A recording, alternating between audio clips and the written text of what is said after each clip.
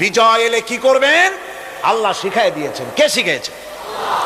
আল্লাহ রাব্বুল আলামিন বলেন, ইযা জাআ নাসরুল্লাহি ওয়াল ফাত ওয়া রাআইতান নাসা ইয়াদখুলুনা ফি দীনিল্লাহি আফওয়াজা ফাসাব্বিহ বিহামদি রাব্বিকা ওয়াস্তাগফির ইন্নাহু কানা তাওয়াবা।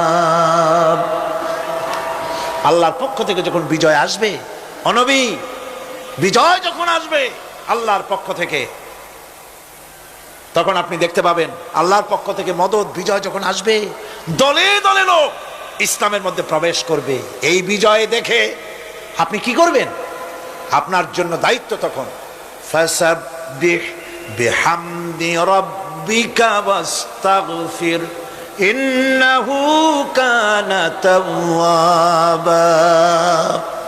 আপনি বেশি করে ইস্তেগফার করুন, বেশি করে তাসবিহ পড়ুন।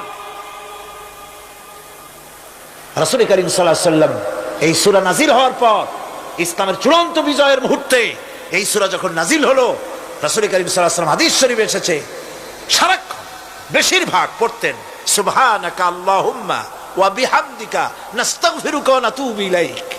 সুবহানাকা পড়েন, সুবহানাকা আল্লাহুম্মা ওয়া বিহামদিকা নাস্তাগফিরুকা ওয়া নাতুবু ইলাইক।